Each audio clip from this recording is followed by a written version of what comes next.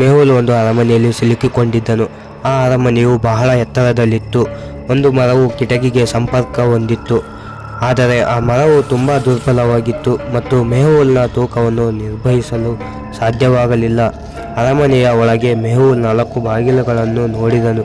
ಆದರೆ ಮೊದಲ ಬಾಗಿಲಿನ ಹಿಂದೆ ಹಸಿದ ಹುಲಿ ಇದೆ, 2ನೇ ಬಾಗಿಲಿನ ಹಿಂದೆ ಹಸಿದ ತೋಳವಿದೆ, 3ನೇ ಬಾಗಿಲಿನ ಹಿಂದೆ ಬೆಂಕಿ ಇದೆ ಮತ್ತು 4ನೇ ಬಾಗಿಲಿನ ಹಿಂದೆ ಸಂಪೂರ್ಣ ಕತ್ತಲೆ ಮತ್ತು ಪ್ರಾಣಿಗಳ ಬಲೆಗಳನ್ನು ಕೋಣೆಯಲ್ಲಿ ಇಟ್ಟಿದ್ದರು.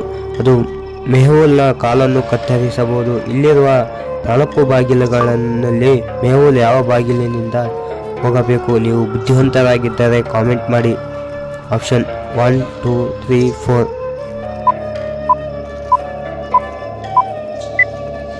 ಆನ್ಸರ್ ತಿಳಿದುಕೊಳ್ಳೋ ಮುಂಚೆ ನಿಮಗೆ ಅಪ್ಪ ಇಷ್ಟ ಇದ್ದರೆ ನಮ್ಮ ವಿಡಿಯೋಗೆ ಲೈಕ್ ಮಾಡಿ, ಹಾಗೆ ಅಮ್ಮ ಇಷ್ಟ ಇದ್ದರೆ